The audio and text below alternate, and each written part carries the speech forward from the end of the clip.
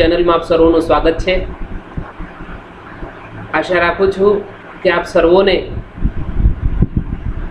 આ YouTube channel એમાં મૂકવામાં આવેલો મારો વિનમ્ર પ્રયાસ ખૂબ કારગત સાબિત નીવડશે, એમાં કોઈ શંકા નથી।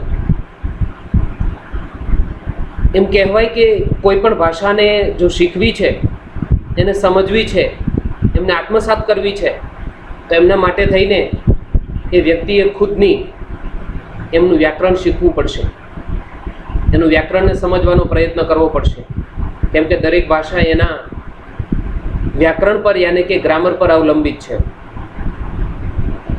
અહીંયા એક સરસ મજાનો એવો વિનમ્ર પ્રયાસ કર્યો છે કે પ્રાથમિક શાળાના બાળકથી લઈને માધ્યમિક યાની કે સેકન્ડરી, હાયર સેકન્ડરી કે for the examination of the colleges, અથવા તો એમ કહી શકીએ કે કોઈ કોમ્પિટિટિવ એક્ઝામ આપતા વિદ્યાર્થીઓને માટે ખૂબ જ મદદરૂપ બને એવું ગ્રામર અહીંયા મેં બનાવવાનો પ્રયત્ન કર્યો છે અને અહીંયા એને આરોપિત કર્યો છે આ વિડીયોની અંદર। ચેલેન્જ છે કે અહીંયા આપવામાં આવેલો છે આ આર્ટિકલનો ટોપિક આપણે શીખવો છે। એ ટોપિક આવા ગ્રામરના તમામ એક પછી એક ચડિયાતા ટોપિક અહીંયા મૂકવાનો પ્રયત્ન કર્યો છે। ક્રમશઃ એના માટે ROCG ઇંગ્લિશ લર્નિંગ આ વિડીયોઝ જોતા રહેવાનો મારો વિનમ્ર આગ્રહ છે। આપણે ઘણું બધું શીખવા મળશે, ઘણું બધું નવું જાણવા મળશે, કેમ કે અલગ અલગ સોર્સિસ મારફતે આ એમનું અંગ્રેજી ગ્રામરનું ભાથું અહીંયા એકઠું કરવાનો પ્રયત્ન કર્યો છે। સૌપ્રથમ આપણે જોવું છે ગ્રામરના ઘણા બધા ટોપિક્સ, પણ એમાં સૌથી બેઝિક ઇંગ્લિશ ગ્રામરથી આપણે શરૂઆત કરવી છે કે જે નાનું પ્રાઇમરીનું વિદ્યાર્થી છે એમને પણ આમાંથી કંઈક શીખવા મળશે। એટલે કે ધોરણ 6 થી લઈને ધોરણ 6, 7, 8 ના વિદ્યાર્થીઓથી લઈને, જો કે આમ તો 5મા ધોરણની અંદર પણ આર્ટિકલ્સ આવે છે, તો ત્યારથી લઈને છેક સેકન્ડરી, હાયર સેકન્ડરી કે કોલેજીસના વિદ્યાર્થીઓ અથવા જીપીએસસીની તૈયારી, યુપીએસસીની તૈયારી, ટેટ 1, ટેટ 2, ટાટ 1, ટાટ 2 કે એચટાટ જેવી કોમ્પિટિટિવ એક્ઝામોની અંદર પણ ખૂબ મદદરૂપ સાબિત થશે આપ સર્વોને। એના માટે અહીંયા જે અંગ્રેજી ગ્રામર લખવામાં આવ્યું છે એમના પર આપ ખાસ કાળજી લેશો, એમનો ખૂબ ઊંડાણપૂર્વકથી અભ્યાસ કરવાનો પ્રયત્ન કરશો। અને હા, આ ગ્રામરના અંતે યાની કે આ વિડીયોના અંતે અપેક્ષા રાખું છું કે આપ સર્વો આ વિડીયોને લાઈક કરવાનું, શેર કરવાનું અને સબસ્ક્રાઈબ કરવાનું ભૂલશો નહીં। આપ સર્વોની સમક્ષ પ્રસ્તુત છે ઇંગ્લિશ ગ્રામર, એમનું બેઝિક, એમનું મૂળભૂત અને સૌથી સરળ ટોપિક ઇંગ્લિશ આર્ટિકલ। જોઈએ વાલા વિદ્યાર્થી મિત્રો, અંગ્રેજી ભાષામાં આર્ટિકલની સંખ્યા મુખ્યત્વે 3 છે, પણ આમ કહીએ તો આર્ટિકલ મુખ્યત્વે 2 છે। કેમ 2 અને 3? Yes, there are 2 types of articles. First is definite and second is indefinite article. એ ડેફિનેટ આર્ટિકલની અંદર આપણે આર્ટિકલ ધનો વિગત અભ્યાસ કરવો છે અને ઇનડેફિનેટ આર્ટિકલની અંદર 2 આર્ટિકલ બીજા છે, એટલે કે આર્ટિકલ એ અને આર્ટિકલ એન, જેને આપણે ઇનડેફિનેટ એટલે કે અનિશ્ચિત આર્ટિકલની અંદર સમાવેશ કર્યો છે। તો એમનો આપણે વિગતે અભ્યાસ કરતો જવો છે, એટલે આમ ગણીને કુલ 3 થાય છે, આર્ટિકલ એ, એન અને ધ।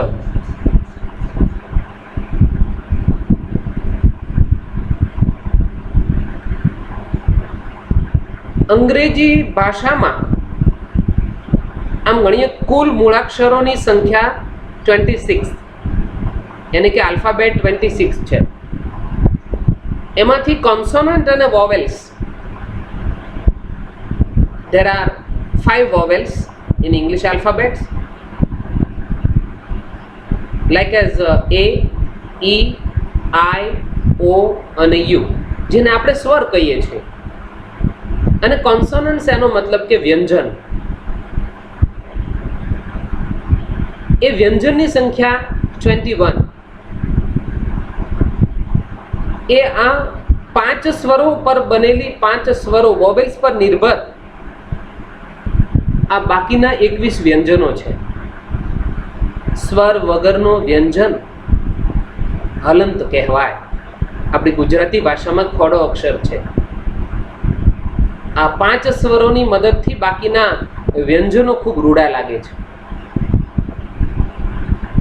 જોઈએ ઇનડેફિનેટ આર્ટિકલનો આપણે વિગતે અભ્યાસ કરવો છે.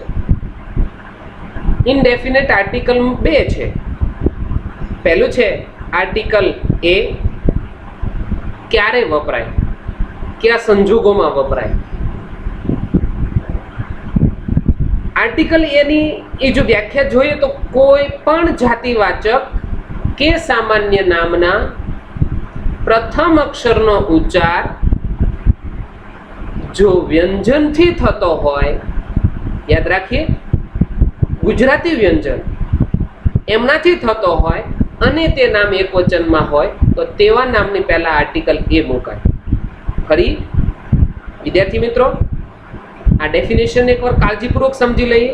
કોઈ પણ જાતિવાચક કે સામાન્ય નામના પ્રથમ અક્ષરનો ઉચ્ચાર જો વ્યંજનથી થતો હોય, એટલે કે ક, ખ, ગ થી લઈને જ્ઞ સુધીના કોઈ શબ્દથી ઉચ્ચાર થતો હોય અને તે નામ એકવચનમાં હોય તો તેવા નામની પહેલા આર્ટિકલ એ લખાય છે. For example, yes, boy. એમને બોલતા પહેલા પ્રથમ અક્ષર છે એમાં બ. એનો મતલબ ક થી જ્ઞમાં બ આવે છે, એટલે કે ગુજરાતી વ્યંજન છે. એટલે અને પાછું એ નામ એક વચન છે. જો બોયઝ લખ્યું હોત તો we can't put the article before this name. So અહીંયા બોય નામ પણ એક વચન છે અને પ્રથમ અક્ષરનો ઉચ્ચાર વ્યંજનથી થાય છે, એટલે અ બોય. કેમલ. કેમલમાં ક આવે છે, એનો મતલબ ક થી જ્ઞમાં એટલે કે વ્યંજનમાં આવે છે, એટલે આર્ટિકલ એ. નામ પણ સિંગ્યુલર છે. A table, a doctor, a book, a cow, a farmer, a girl, a laptop, a chair, a mobile, a window, a fan. આ જે નામો બોલ્યો છું એ દરેકની અંદર પ્રથમ અક્ષરનો ઉચ્ચાર વ્યંજનથી થતો હોવાથી અહીંયા એ નામની આગળ આર્ટિકલ એ મૂકવાનો પ્રયત્ન કર્યો. આશા રાખું છું કે આર્ટિકલ એ આપને સમજાયો હશે. જોઈએ ઇનડેફિનેટ આર્ટિકલ એને જોયા બાદ ઇનડેફિનેટ આર્ટિકલ એન પણ જોવો છે. કોઈ પણ જાતિવાચક કે સામાન્ય નામના પ્રથમ અક્ષરનો ઉચ્ચાર જો સ્વરથી યાને કે અ, આ, ઈ થી લઈને અહ સુધીના કોઈ શબ્દથી થતો હોય અને તે નામ એક વચનમાં હોય તો તેવા નામની પહેલા આર્ટિકલ કયો મૂકીશું આપણે?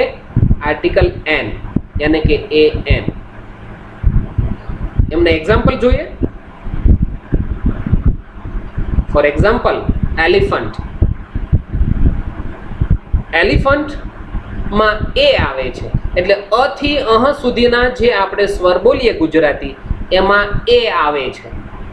એલિફન્ટ ગુજરાતીમાં જોઈએ તો an elephant, an egg, an engineer, an eagle, an orange, an apple, an umbrella, an honest main.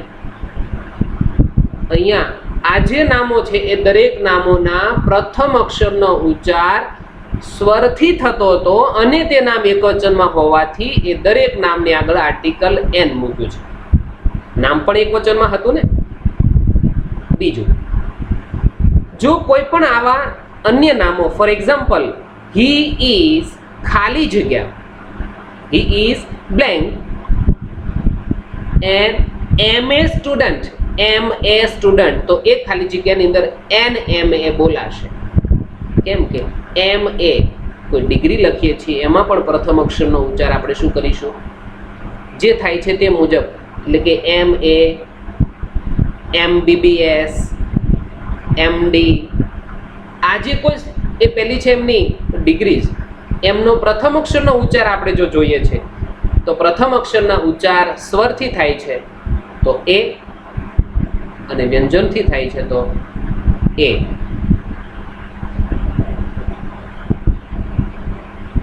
ત્યારબાદ ડેફિનેટ આર્ટિકલ જોવો છે. ડેફિનેટ આર્ટિકલમાં શા માટે એને નિશ્ચિત આર્ટિકલ કહેવામાં આવ્યો? ઇનડેફિનેટનો મતલબ થયો અનિશ્ચિત આર્ટિકલ, પણ ડેફિનેટ આર્ટિકલનો અર્થ થયો છે અહીંયા નિશ્ચિત, યાની કે ચોક્કસ આર્ટિકલ. આ ચોક્કસ આર્ટિકલ શું કામ કરશે? તો કે ભાઈ એમાં કોઈ ચોક્કસ નિયમો નક્કી કરી નાખ્યા કે ભાઈ આ પ્રકારનું નામ હોય, આ ચોક્કસ નામ છે, એ નિશ્ચિત નામ દર્શાવે છે. તો એવા અમુક રૂલ્સ છે કે ભાઈ આ પ્રકારના નિશ્ચિત નામો છે એમની પહેલા આપણે આર્ટિકલ ધ મૂકવાનું. એમાં કોઈ શબ્દનો પ્રથમ અક્ષરનો ઉચ્ચાર કરવાની જરૂરિયાત રહેતી નથી. એવા આર્ટિકલ ધને પણ ભણવો છે. જોઈએ ડેફિનેટ આર્ટિકલની અંદર ધ આર્ટિકલ ડેફિનેટ આર્ટિકલ કહે છે કેમ કે આર્ટિકલ અમુક ચોક્કસ એકવચન તેમજ બહુવચન નામોની પહેલા લખાય છે. તો આવા કેટલાક આર્ટિકલ ધ માટેના નિયમો નીચે મુજબ છે. આ મુજબ પ્રયત્ન કર્યો છે. જોઈએ. પ્રથમ, જો કોઈ એક નામ એ જ વાક્યમાં બીજી વાર વપરાય ત્યારે બીજી વખત લખાયેલા નામની પહેલા યાદ રાખીએ, પ્રથમ વખત નહીં. પ્રથમ વખતનું નામ છે, એક વચન હશે અને ઉચ્ચાર સ્વર કે વ્યંજન મુજબ થતો હશે તો આર્ટિકલ એ કે એન આવશે. પણ એના એ જ વાક્યમાં એનું એ જ નામ ફરી વખત ઉપયોગમાં આવ્યું છે તો તેવા નામની પહેલા આર્ટિકલ આપણે ધ લખવાનું થશે. કેમ? પહેલી વખત નામ હતું એ હજી અનિશ્ચિત હતું, પણ ફરી વખત અહીંયા જે નામ આવ્યું એનો મતલબ એ નામ હવે નિશ્ચિત થઈ ગયું, ચોક્કસ થઈ ગયું, એટલે એમની પહેલા આર્ટિકલ ધ લખાય. For example, this is a book, તો અ બુક કર્યું છે, યાદ રાખીએ પહેલી વખત બુકનો નામનો ઉલ્લેખ થયો. અને the book is new, this is a book અને ધ બુક ઇઝ ન્યૂ, આ બુક છે અને બુક નવી છે. That is a cow, the cow is black, પહેલી ગાય છે અને ગાય લાલ છે. તો હું એવી ગાયની વાત કરું છું કે જે લાલ છે, એનો મતલબ ચોક્કસ છે. હું એવી બુકની વાત કરું છું કે જે બુક નવી છે. તો અહીંયા ચોક્કસતા સાબિત કરવા માટે પહેલો નિયમ લાગુ પડે છે કે જો કોઈ એક નામ એના એ જ વાક્યમાં ફરી વખત વપરાય તો ફરી વખત વપરાયેલા નામની પહેલા આપણે આર્ટિકલ કયો મૂકવાનો થશે? ધ. ત્યારબાદ બીજો રૂલ્સ આપણે જોવો છે આર્ટિકલ ધનો. દુનિયાના અજોડ અને અદ્વિતીય નામોની પહેલા આર્ટિકલ ધ લખાય. જેના સમાન બીજી જોડ નથી, જેના સમાન બીજું નામ નથી, એને આપણે આર્ટિકલ ધ એની આગળ મૂકવાનો થાય. ફોર એક્ઝામ્પલ, ઓહો, the sun rises in the East. અહીંયા સન છે યાને કે સૂર્ય માત્ર ને માત્ર એક છે, અજોડ છે, એના સમાન બીજો નથી, આર્ટિકલ ધ લગાવ્યું. The sky is blue, sky આકાશ એક, એમની અનંત સંખ્યા નથી એટલે article the. The earth is round, હું પૃથ્વી એકની જ વાત કરું છું કે પૃથ્વી સમાન બીજી જોડ નથી, બીજી નથી પૃથ્વી કે, એટલે આર્ટિકલ ધ. આવા અજોડ અને દ્વિતીય નામોની પહેલા પણ આર્ટિકલ ધ લખવાનું ભૂલાય નહીં. ત્યારબાદ વિશ્વની અજાયબીઓના નામની પહેલા આર્ટિકલ ધ મુકાય છે. મીનબાઈ વિશ્વની અજાયબી જોઈએ. ફોર એક્ઝામ્પલ, ધ તાજમહલ વિશ્વની અજાયબી છે કે નહીં? યસ. ધ ચીના વોલ, ચીનની દિવાલ. The statue of liberty, the Burj Khalifa, the Qutub Minar. અરે હવે તો આપણે પણ હકદાર છીએ ને. The statue of unity in Gujarat, કહી શકીએ ઇન ઇન્ડિયા, એ પણ એક અજાયબી જ છે. તો આવા વિશ્વની અજાયબીઓના નામની પહેલા પણ આર્ટિકલ ધ મુકાય. Rules number 4. વાવ, ખૂબ સરસ. પવિત્ર ધર્મગ્રંથો, કોઈ પણ ધર્મના પવિત્ર ધર્મગ્રંથો, વેદો, પુરાણો, ઉપનિષદો કે સૂક્તોના નામની પહેલા આર્ટિકલ ધ લખાય. આપણે જોઈએ એવા પવિત્ર ધર્મગ્રંથોના નામ. For example, the Gita, Shrimad Bhagavad Gita, Hindu ધર્મનું પવિત્ર ધર્મગ્રંથ. ધ ગીતા સાક્ષાત કૃષ્ણના મુખે ગવાયેલી એ શ્રીમદ ભગવદ્ ગીતાના નામની પહેલા આર્ટિકલ ધ લખાય. The Ramayana, the Mahabharata, the Rigveda, the Garuda Purana, the Bible, the Quran, the Samaveda. અહીંયા જે લખાયેલા આ જે પવિત્ર ધર્મગ્રંથોના નામો છે એ ઉપરાંત બીજા અન્ય પવિત્ર ધર્મગ્રંથો ઘણા બધા છે. એવા દરેક ધર્મગ્રંથો હોય કે વેદો હોય કે પુરાણો કે ઉપનિષદો કે કોઈ સૂક્તો છે એમના નામની પહેલા આર્ટિકલ ધ લખવાનું ભૂલાય નહીં. Rules number 5. કોઈ પવિત્ર નદીઓ, જો નદીઓ અહીંયા ગામના પાદરમાં તો ઘણી વહેતી હોય, દરેક ગામની અંદર નદીઓ હોય, કેમ કે માનવ સંસ્કૃતિ નદી કિનારે જ પાંગરી છે, એટલે ગામે ગામ નદીઓ હોવાની. પણ અહીંયા એવી પવિત્ર નદીઓ, કોઈ મોટી નદીઓ, નામાંકિત નદીઓ, કોઈ સાગરો, કોઈ મહાસાગરો કે કોઈ ખાડીઓના નામની પહેલા આર્ટિકલ ધ લખાય. ફોર એક્ઝામ્પલ જોઈએ, ધ ગંગા નદી સાક્ષાત શિવના મસ્તક પર ઉતરી, ત્યાંથી હિમાલય પર આવી. The Kaveri, the Arabian C, the Narmada, the Saryu, the Atlantic ocean, the Pacific ocean, the બે ઓફ બેંગાલ, બંગાળની ખાડી, અરેબિયન સી, અરેબિયન સમુદ્ર, the Atlantic ocean, the Pacific ocean, the Hind ocean. અહીંયા જે લખાયેલા આ પવિત્ર નદીઓ હોય કે સાગરો, કોઈ મહાસાગરો કે ખાડીઓના નામની પહેલા આ પ્રકારે આર્ટિકલ ધ લખાશે. યસ, એક સાથે તમામ રૂલ્સ. કોઈ ઊંચા પર્વતો હોય, કોઈ ગામડાના નાના નાના પર્વતના નહીં હો. For example, the mount of ખોડિયારમાં. એ તો દરેક ગામની અંદર ટેકરીઓ હોવાની, પર્વતો હોવાના, એ નહીં. કોઈ ઊંચા પર્વતો કે જેની નામના એમની વાયકાઓ વર્ષોથી ગવાય છે, એમની ટેકરીઓ કે કોઈ ગિરિમાળાઓ કે કોઈ પર્વતોની શૃંખલાઓના નામની પહેલા આર્ટિકલ ધ મુકાય છે. For example, the mount Everest છે ને, the mount Meru, the Girnar, the Himalayas, પર્વતોની શૃંખલાઓ, એમની આગળ આર્ટિકલ ધ લખાય. ત્યારબાદ અહીંયા રૂલ્સ નંબર 7, દરેક દિશાઓના નામની પહેલા ધ આર્ટિકલ લખાય છે. For example, the east, the west, the north, the south. હમણાં દરેકમાંથી પહેલો અક્ષર આપણે લઈએ તો ન્યૂઝ શબ્દ બને છે, NEWS, જ્યારે દિશાઓના નામ યાદ રાખવા માટે. એ દિશાઓના નામની પહેલા અવશ્ય આર્ટિકલ ધ લખાશે. ત્યારબાદ અહીંયા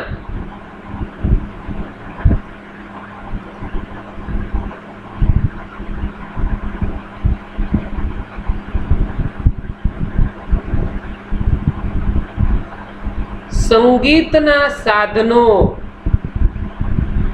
પોઈન્ટ નંબર 8 સંગીતના સાધનોના નામની પૂર્વે યાની કે એની પહેલા આર્ટિકલ ધ લખાય. મ્યુઝિકલ ઇન્સ્ટ્રુમેન્ટ જે છે એમની પહેલા આર્ટિકલ ધ લખાશે. For example the flute, the drum, the harmonium, the guitar, the violin, etc. These are the musical instruments. Names of the musical instrument. એમના નામની આગળ પહેલા આપણે આર્ટિકલ ધ લખવાનો થશે. યસ. ત્યારબાદ પોઈન્ટ નંબર 9, કોઈ એકમ કે નિગમના ટૂંકાક્ષરી નામો. યાદ રાખીએ, કોઈ એકમ હોવું જોઈએ, કોઈ સરકારી નિગમ હોય, એમના ટૂંકાક્ષરી નામની પહેલા આર્ટિકલ ધ ફરજિયાત લખાય. શું લખાય? Article the. Four example the GSEB. What do you mean by GSEB? The Gujarat Secondary Education Board. The IOC. Oh, Indian Oil Company. GIDC, Gujarat industrial development corporation. આ બધા સરકારી સાહસો, એમના એકમો છે, નિગમો છે. The GMB, Gujarat maritime board. The GSRTC, Gujarat state road transport corporations. આવા કોઈ એકમ કે નિગમના ટૂંકાક્ષરી નામોની પહેલા અવશ્ય આર્ટિકલ તો લખાશે. ત્યારબાદ પોઈન્ટ નંબર 10, કોઈ ધાર્મિક સમુદાયો એટલે કે રિલિજિયસ ગ્રુપ્સ, એમના નામની પહેલા આર્ટિકલ ધ અવશ્ય લખવો પડશે. For example the Hindus. અહીંયા આખા સમુદાયની વાત કરું છું, એ કોઈ એક પર્ટિક્યુલર એક વ્યક્તિની વાત નથી થતી, એટલે એને નિશ્ચિત કીધો છે. The Muslims, the Christians, the Jains. બીજું એક આમાં કંઈ જોવા મળ્યું? અહીંયા લખાયેલા આ જે ધાર્મિક સમુદાયોના નામો છે એ દરેક નામ હંમેશા બહુવચનમાં જ વપરાય. છતાંય આર્ટિકલ ધ લખાય. એટલે ક્યારેક આવું પણ આપણને પ્રશ્ન થાય કે સર આર્ટિકલ એ એન કે ધ, તમે તો કહેતા હતા કે એક વચનની આગળ જ આવે. પણ જ્યારે આર્ટિકલ, ડેફિનેટ આર્ટિકલ ધ ભણતા પહેલા એક વાક્યમાં લખેલું હતું એક વચન કે બહુવચન નામો, પણ ચોક્કસ એ પ્રકારના રૂલ્સ સાથે બંધાયેલા હોય એવા નામોને આગળ આર્ટિકલ ધ લખાતો હોય છે. એટલે ત્યારબાદ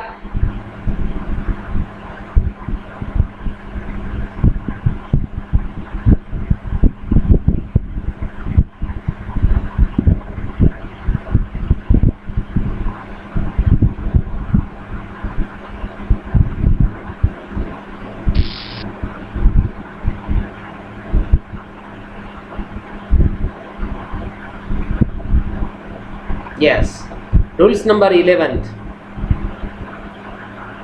કોઈ વર્તમાન પત્રો, કોઈ મેગેઝીનો કે કોઈ સામયિકોના નામની પહેલા આર્ટિકલ ધ લખાશે. એ ક્યાં વળી? વર્તમાન પત્રો, મેગેઝીનો, ધાર્મિક સામયિકો, એમના નામની પહેલા આર્ટિકલ ધ લખાશે. For example the Sandesh, the Divya Bhaskar, the Times of India. અહીંયા આ દરેક નામોની પહેલા આર્ટિકલ ધ લખાયો. The Times of India, the Safari, આ બધા સામયિકો કે મેગેઝીનો છે. ધ ચિત્રલેખા, ધ ગુજરાત સમાચાર, ધ સૌરાષ્ટ્ર સમાચાર, ધ દિનમણી ન્યૂઝપેપર. આ દરેક નામોની પહેલા આપણે આર્ટિકલ ધ લખવો પડે. ઓહો. પોઈન્ટ નંબર 12, કોઈ પદવી કે હોદ્દાઓના નામની પહેલા, યાદ રાખીએ પદવી, નોટ અ ડિગ્રી બટ પદવી. ડેઝિગ્નેશન્સ ઓફ પર્સન્સ, એમની પહેલા આર્ટિકલ ધ લખાશે. For example the chairman, the president, the director, the PM યાની કે પ્રાઇમ મિનિસ્ટર, આવા દરેક નામોની પહેલા આપણે શું લખાયું? Article the. Yes. Point number 13, superlative degree. What do mean by superlative degree? તુલનાની કક્ષાઓ છે, એટલે કે degree of comparison. There are 3 types of degrees. First is positive degree, second is comparative, and third is superlative degree. સમાનતા દર્શક તુલના, અધિકતા દર્શક તુલના, અને લાસ્ટ વન સુપરલેટિવનો અર્થ થશે શ્રેષ્ઠતા દર્શક તુલના. એવી સુપરલેટિવ ડિગ્રીના વિશેષણની પહેલા આર્ટિકલ તો લખાશે. વિશેષણને EST પ્રત્યે લગાવવાનો સુપરલેટિવ ડિગ્રીમાં, ન લાગે તો એની પહેલા મોસ્ટ લખવાનો. પણ મોસ્ટ લખો કે ન લખો, પણ સુપરલેટિવ ડિગ્રીની અંદર આર્ટિકલ ધ મૂકવો ફરજિયાત છે. Kripa is one of the cleverest students. અહીંયા સુપરલેટિવ ડિગ્રી છે એમ કેમ ખ્યાલ આવ્યો? કેમ કે વિશેષણની મૂળ રૂપની પાછળ EST પ્રત્યય લગાવવામાં આવ્યો છે. અહીંયા વિદ્યાર્થીઓના સમૂહની વાત છે અને એમાંથી એક વ્યક્તિને શ્રેષ્ઠ સાબિત કરવાનો પ્રયત્ન કર્યો છે, એટલે સુપરલેટિવ ડિગ્રી થઈ. એટલે વિશેષણની પહેલા ધ લાગ્યો. હવે વિશેષણની પહેલા ક્યારેક વિશેષણને એના લોંગ સિલેબલ એને કારણે EST પ્રત્યે નથી લાગી શકતો. ફોર એક્ઝામ્પલ બ્યુટીફુલ, તો બ્યુટીફુલેસ ન કરાય. હેન્ડસમ તો હેન્ડસમર ન કરાય, હેન્ડસમેસ ન કરાય. ગુડ હોય તો ગુડેસ ન કરાય. પણ એવા અનિયમિત વિશેષણો છે એની પહેલા ધ લખાતો હોય છે, કાં તો એ વિશેષણનું ચોક્કસ સ્વરૂપ હોય છે. તો ફોર એક્ઝામ્પલ પોઝિટિવમાં ગુડ હોય, કમ્પેરેટિવમાં બેટર હોય અને સુપરલેટિવમાં બેસ્ટ હોય. તો આવા વિશેષણોની ખાસ યાદ રાખીએ, એને કે સુપરલેટિવ ડિગ્રીમાં વિશેષણની પહેલા આર્ટિકલ તો ફરજિયાત આવશે. નેક્સ્ટ પોઈન્ટ, ક્રમવાચક યાની કે ઓર્ડિનલ નંબર્સ, એમની સંખ્યાઓનો ક્રમવાચક સંખ્યાઓ એટલે કે ઓર્ડિનલ નંબર્સ છે, એમની પહેલા આર્ટિકલ ધ અવશ્ય લખાશે. For example the first, the second, the third, the last, et cetera.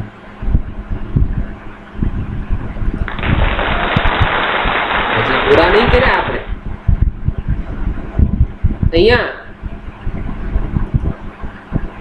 Point number 15, હજી આપણે ભણી રહ્યા છીએ આર્ટિકલ ધ. એક જ વ્યક્તિ, ફૂલ અથવા પ્રાણીના સમગ્ર જાતનો એટલે કે એના સમગ્ર વર્ગનો ઉલ્લેખ કરતા શબ્દની આગળ આર્ટિકલ ધ લખાય. For example the rose is a symbol of લવ.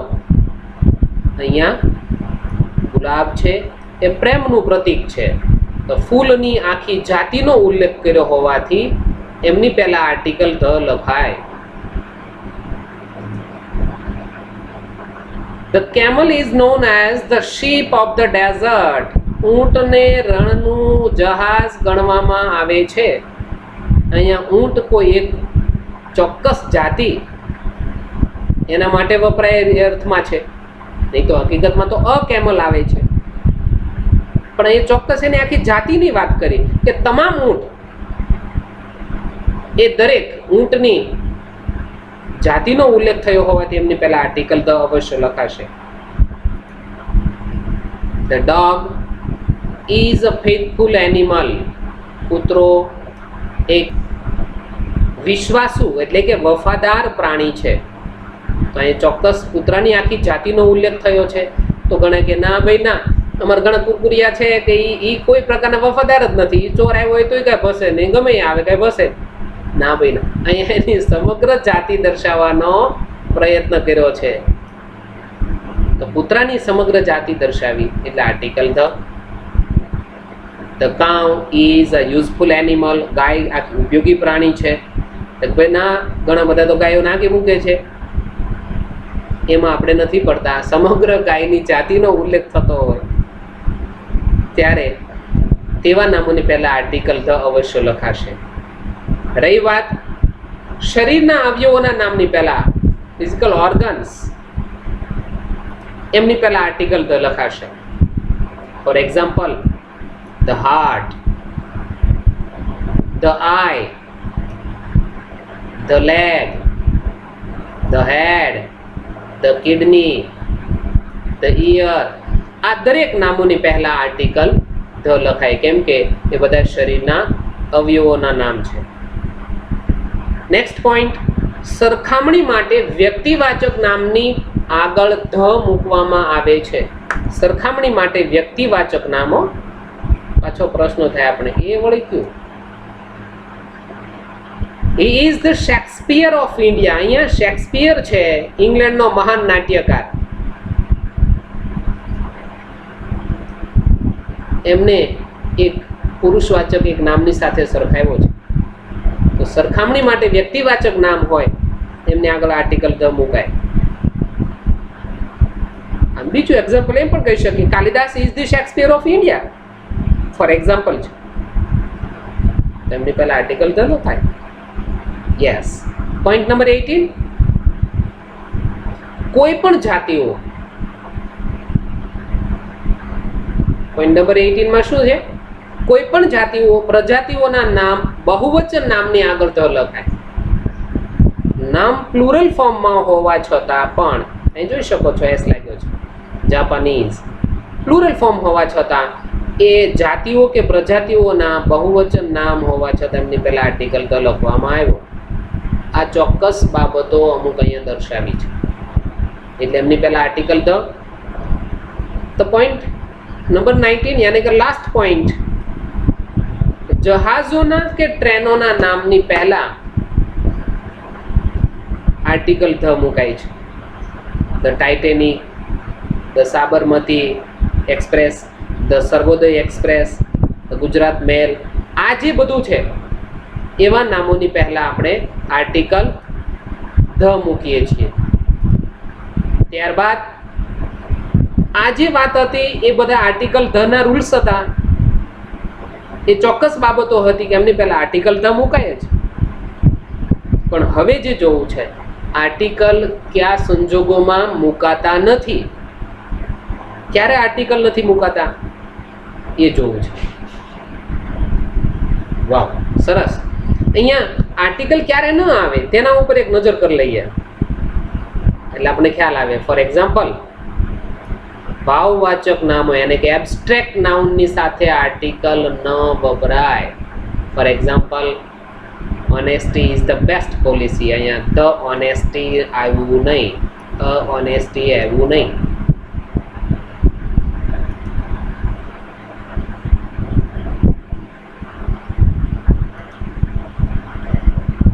બીજું, પદાર્થ યાની કે દ્રવ્યવાચક નામો એટલે કે મટીરિયલ નાઉન્સની સાથે આર્ટિકલ વપરાતું નથી.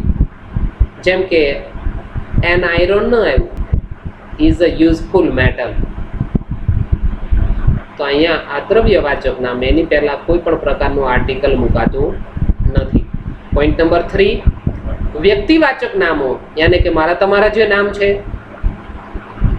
એ વ્યક્તિવાચક નામોની પહેલા આર્ટિકલ તો લખાતો, આર્ટિકલ એક પણ નથી લખાતું. Means for example, mister Shah, mister Baldaniya, mister Hadiya, missus Shah,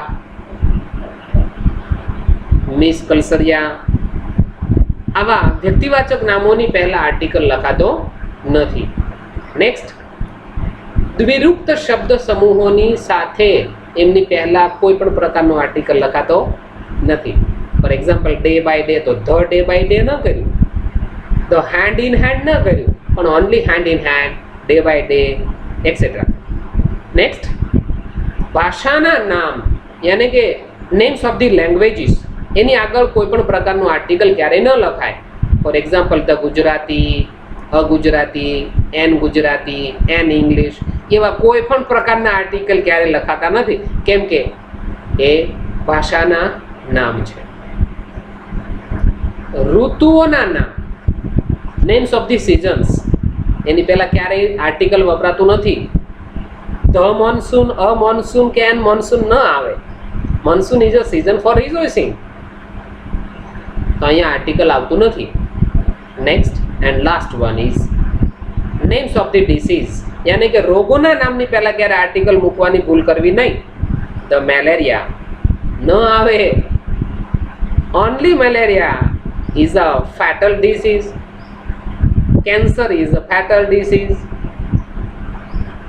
તો અહીંયા લખાયેલા આ જે નામો છે રોગના નામો, એવા કોઈ નામોની પહેલા ક્યારે આર્ટિકલ લખી શકાતું નથી. Yes. Now we want to see the exercise of the articles. આપણે જાતે જ એક્સરસાઇઝ જોવી છે અને જાતે સોલ્વ કરવાનો પ્રયત્ન કરવો છે. મારી વિદ્યાર્થી મિત્રોને નમ્ર વિનંતી છે કે અહીંયા જે કોઈ એક્સરસાઇઝ માટેના મેં જે કોઈ એક્ઝામ્પલ્સ મૂક્યા છે, એક્સરસાઇઝ મૂકી છે, એમના સેન્ટેન્સ લખ્યા છે, એ દરેકને આ દરેક વિદ્યાર્થી મિત્રોએ એમની બુકમાં ઉતારી લેવાના છે. નાઉ blank number 1, blank. Sun is shining brightly. તો અહીંયા આર્ટિકલ a n થી આપણે ભરવાની છે ખાલી જગ્યા. fill in the blanks with the article a n or the. Article a, article n or article the એમનાથી આપણે ભરવાની છે. ચાલો અહીંયા શું આવશે આર્ટિકલ? એમનો જવાબ આર્ટિકલ the. શું લખાશે? the. કેમ? યસ, અજોડ અને અદ્વિતીય નામ છે એટલે આર્ટિકલ the.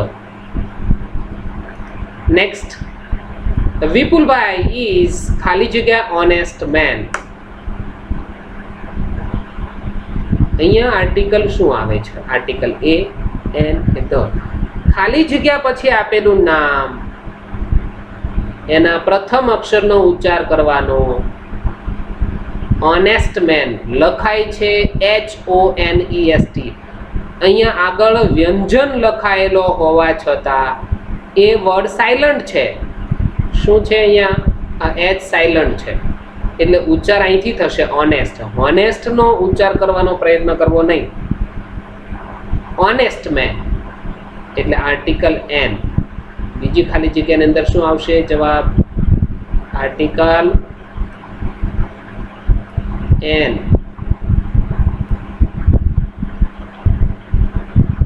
Exercise number 3.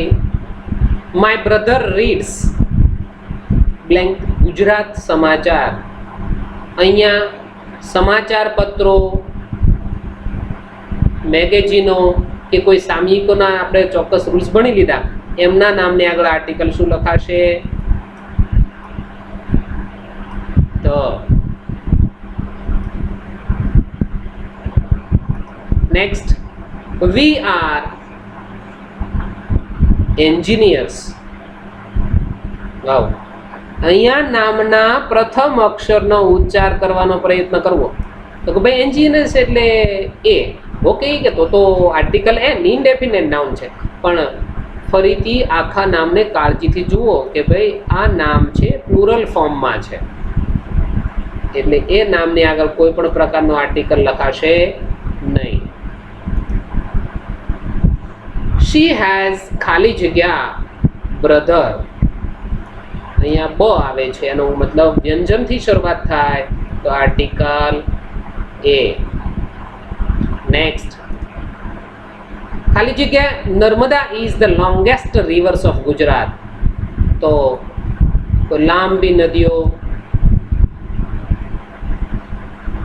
સાગરો, મહાસાગરો કે ખંડોના નામની પહેલા આર્ટિકલ તો લખાય એવું જોયું તો આપણે. એટલે અહીંયા ધ નર્મદા આવશે. શું લખાશે? Article the. Yes.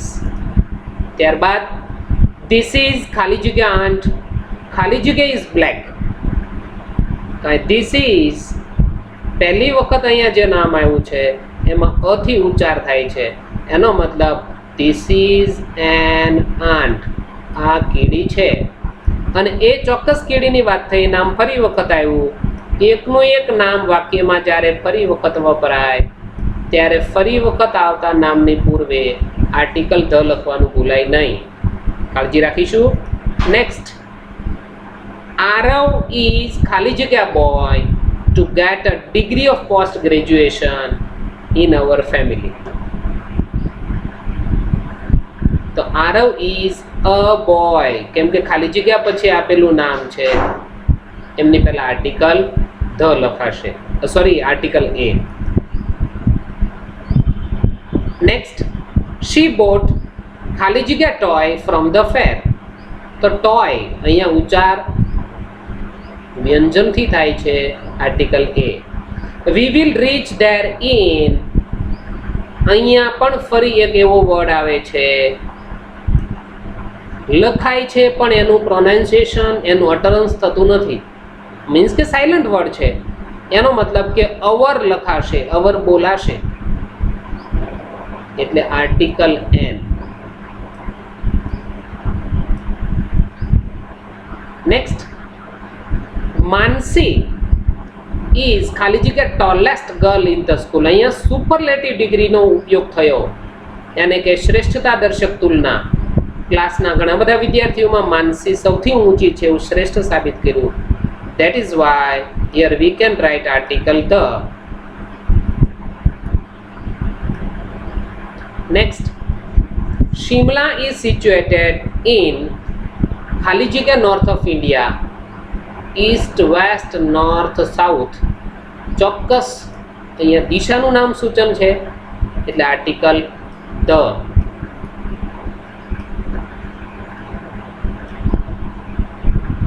Exercise number 13. Everest is a very big mountain. The Everest. ઊંચા પર્વતો, ગિરિમાળાઓ કે પર્વતોની શૃંખલાઓ કે ટેકરીઓના નામની પહેલા આર્ટિકલ ધ લખાય. Next, he did not say a word. એને એક પણ શબ્દ ન કીધો તમારી વિરુદ્ધમાં. નિરૂપા બોટ ઓરેન્જીસ, યાદ રાખીશું અહીંયા પ્લુરલ ફોર્મ હોવાથી, હકીકત તો અહીંયા પ્લુરલ સિંગ્યુલર ફોર્મ હોત તો આપણે આર્ટિકલ એન લખવાનો હતો, પણ પ્લુરલ ફોર્મ હોવાથી અહીંયા નો આર્ટિકલ, કોઈ પણ પ્રકારનો આર્ટિકલ લખાતો નથી. My friend is a forest officer. અહીંયા આપણે એક્સરસાઇઝને વિરામ આપીએ. યાદ રાખીશું અહીંયા જે મેં એક્ઝામ્પલ મૂક્યા છે એમનું જે કંઈ આર્ટિકલના રૂલ્સ આપણે જોયા છે એ દરેક રૂલ્સને ખૂબ કાળજીપૂર્વક ભણવાનો, યાદ રાખવાનો પ્રયત્ન કરજો. અને ત્યારબાદ આના અનુસંધાને હું ફરીથી એક ઓનલાઈન આપ સર્વે વિદ્યાર્થીઓને માટે એક ટેસ્ટ મૂકવાનો છે. એ તમારે ઘર બેઠા ટેસ્ટ આપવાની છે, જેમનું ઇવેલ્યુશન ઓટોમેટિકલી તમે ખુદ તમારો સ્કોર જોઈ શકશો.